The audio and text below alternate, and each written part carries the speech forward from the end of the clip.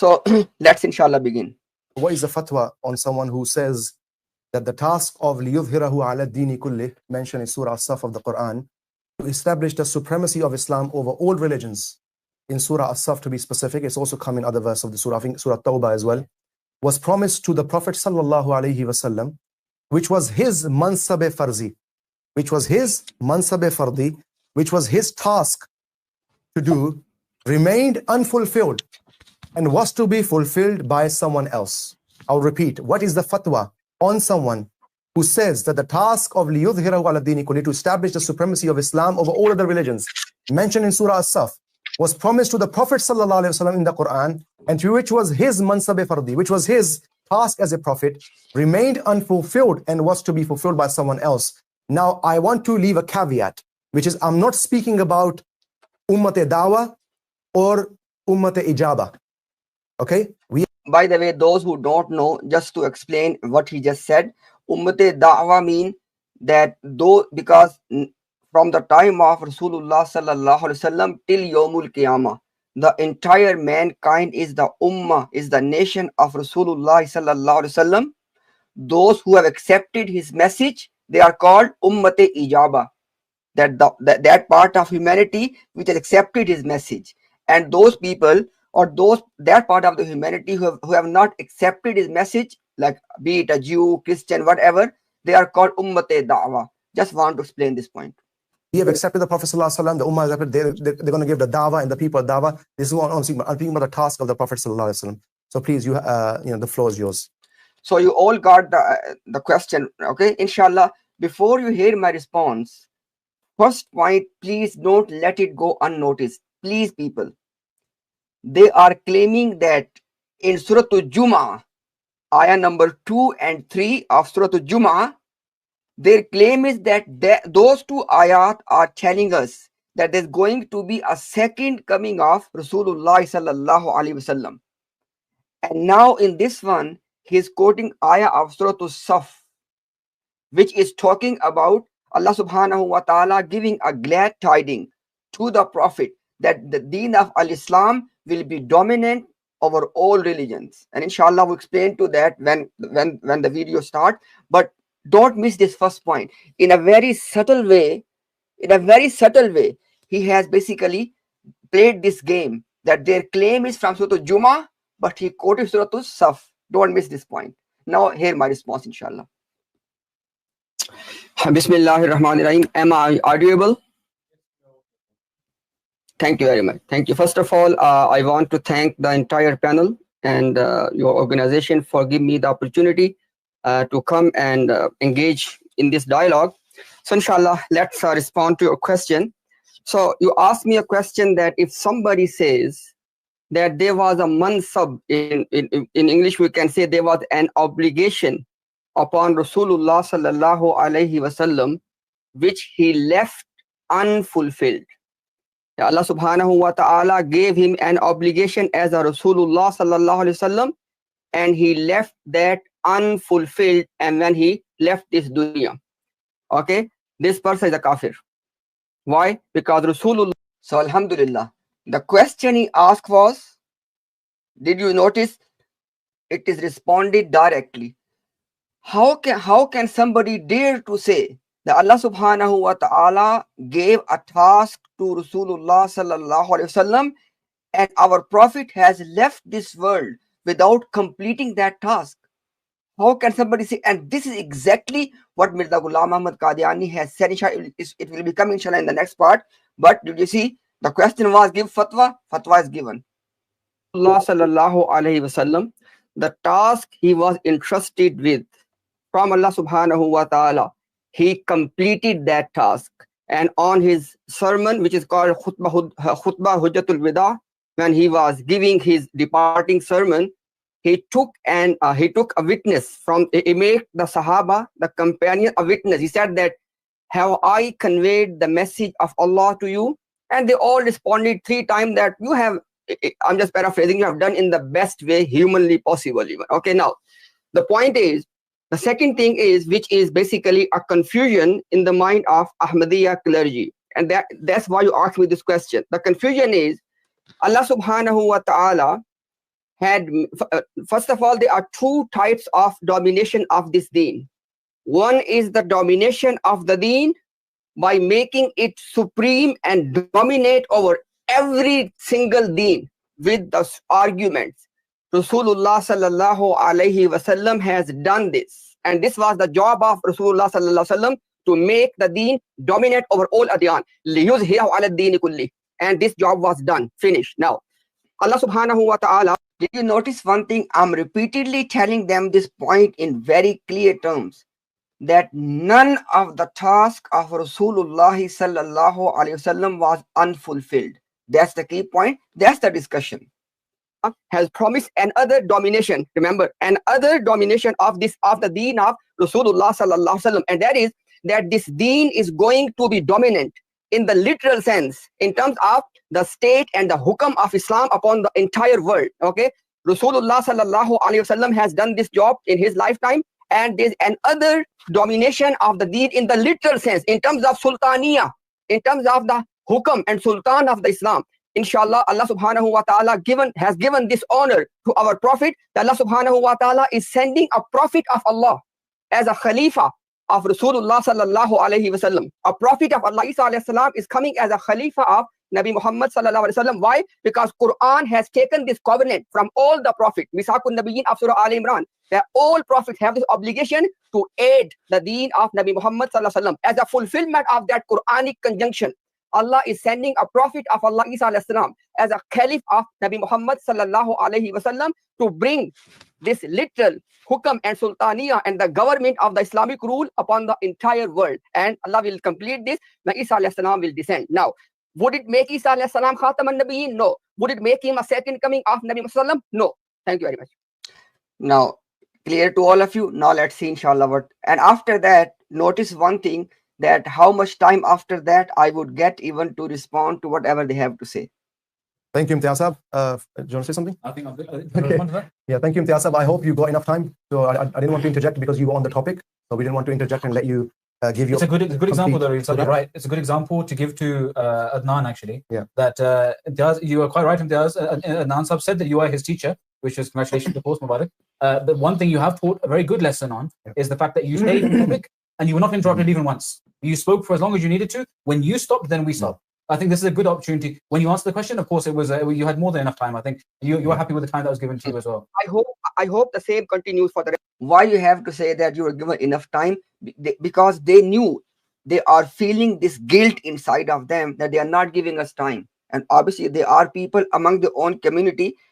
Some of them are sending us messages as well, that they are not giving you time to respond to whatever they have to say. Now, this was the first turn, and after that, you'll see that would I be given time? Rest of the dialogue. We hope that you will stay on topic as well, of course. Of course. Yes, please. Thank you. Bismillah ar-Rahman ar-Rahim. Jazakallah for the answer. As far as the Prophet sallallahu alaihi wasallam's proclamation, Hal Balagh, we absolutely believe in the statement that the Prophet sallallahu alaihi wasallam, the deen was completed upon him. This is what the promised Messiah sallam, if you go on Al-Islam under the verse. I want you to notice one thing.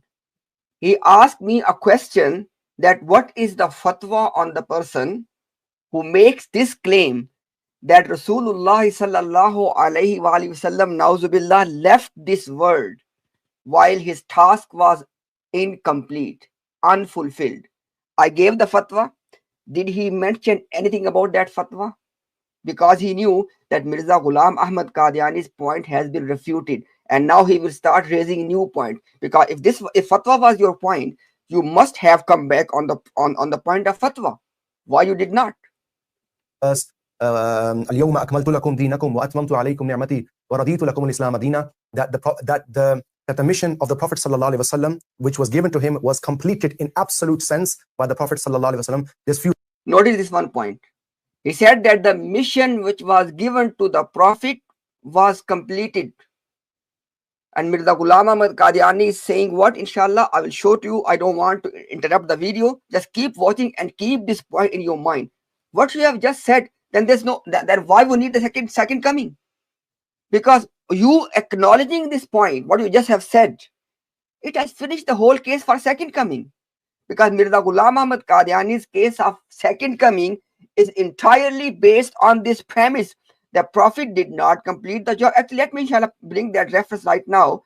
So inshallah we can cover at that when it needs to be covered. So I bring that on the screen. Just inshallah give me 1 second and it will be in front of you inshallah.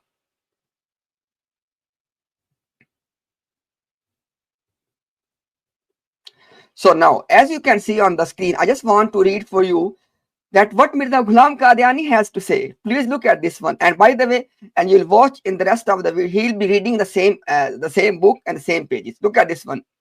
Ruhani Khazain, volume 17, page number 258. And the book is Tohfa Goladwiya. Look at the quote. जरूरत था कि जैसा तकमीले हिदायत आ हजरत सल्लल्लाहु के हाथ से हुई, ऐसा ही तकमीले इशात हिदायत भी आपके भी आ हजरत के जरिए हो.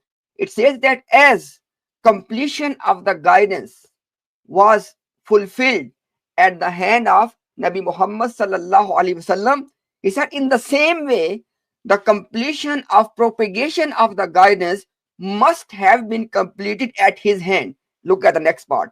क्योंकि ये दोनों आ हजरत के मनसबी काम थे. That is the actual discussion. He said that because both of them were the obligations of the office of Rasulullah sallallahu alaihi wasallam, that he must complete these two. Look at the next quote. The same book, page number 262.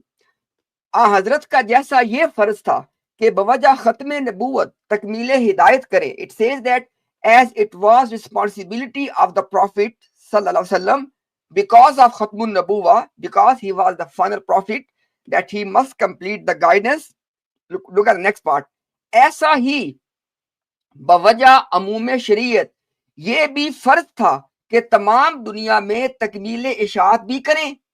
It says that likewise it was the responsibility, it was the obligation upon Nabi Muhammad sallallahu alaihi wasallam that he must complete propagation of this deen in the entire world.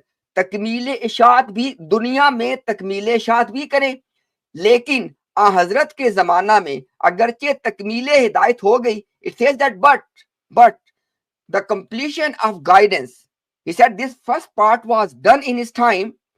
जैसा कि al-yawma akmaltu lakum dinakum, he said that as this ayah of Suratul Ma'idah is there, al-yawma akmaltu lakum, he said as per this ayah, completion of guidance, the first part of his mission, not mission actually, the first part of his obligation was completed.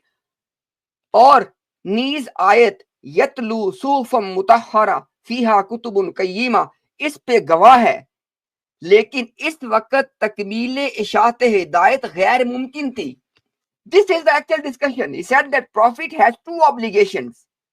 First obligation was to complete the guidance, and that was done. Second thing was also Prophet's own obligation. And what was that? To propagate this guidance to the entire world. He said it was impossible to complete at that time. Read one more. It says that same book, next page 263. He says that चूंकि हज़रत सल्लम का दूसरा फर्ज मनसबी जो तकमील शात हिदायत है. It says the second obligation of the Prophet, which was to propagate the deen. हजरत के जमाना में बवजह अदम वसाइल अशाते गैर मुमकिन था. It says that it was not possible for the Prophet to complete the second part of his mission, and that was to propagate the guidance to the entire world. He said because there were no means at that time, so it was impossible. इसलिए कुरान शरीफ की आयत व आखरीना मिनहुम लम्मा यल्हकू बिहिम, he said for this reason this ayah of Surah Jum'ah में हजरत की आमदे सानी का वादा दिया गया. It says that because of this reason, what reason? That Prophet did not complete his obligation. The key point, Prophet did not complete his obligation to propagate the deen to the entire world. He said for this reason, the promise of Prophet's second coming was given. Okay, just one more inshallah, then we come to the video. If you want to take the screenshots, I just want to read for you. Page 260 of the same book, it says, Kul ya ayyuhan nas inni rasulullah ilaykum jami'a. O Prophet, Allah commanded you to the O Prophet, you say that, O mankind, I am a messenger of Allah to all of you. Now, read the next part. हजरत की जिंदगी में अमली तौर पे पूरा नहीं हो सका. He said that this ayah, this task, that Prophet being the messenger of Allah to all mankind, did not complete in his lifetime. And again, he gave the same reason, that because there were no means to propagate this deen to every corner of the world. I read in his own word. He said that क्योंकि इशाअत इस पे मौकूफ थी कि तमाम मुमालिक मुख्तलिफा यानी Asia, Europe, Africa, America और आबादी दुनिया के इंतहाई गोशों तक. This part I'm going to read now is wallahi, it's very important. Please pay attention to this one. He says that क्योंकि इन तमाम मुमालिक में हजरत सल्लल्लाहु की जिंदगी में दीन की तबलीग कुरान हो जाती, ये उस वक्त गैर मुमकिन था. He said that it was impossible in the time of the Prophet that he could have preached himself in his lifetime the message of Islam to all the continents of the world. He said this is the reason. And now look at the next bit. Subhanallah. Look at this one. It says the ऐसा आयत व आखरीन मिनहुम लम्मा यल्हकू बिहिम, इस बात को जाहिर कर रही थी कि गो हजरत की हयात में हिदायत दीन का जखीरा कामिल हो गया. It says that this ayah is telling us that completion of the deen was fulfilled in Prophet's own lifetime, magar ishaat naqis thi. But propagation of the deen to all the continents of the world was incomplete. He said this is the reason that Prophet himself has to come a second time. Did you see all of that? The reason I have quoted them, because now you will see in the next part of the video, they're gonna give this impression by dropping the name of the big scholars, and they will try to give this impression as though as other people have said the same thing. At that time, all you need to keep in mind is that what Mirza Ghulam Qadyani Sahib is saying, that it was the obligation of the Prophet sallallahu alaihi wasallam to propagate this deen to all continents of the world, but because he did not complete this obligation, that's why he has to come a second time in the Buruzi form. That's the Muqaddimah. That is the case of Mirza Ghulam Ahmad Qadyani. When they will be quoting those scholars, I want you to focus inshallah and see, are they saying the same thing? That's the main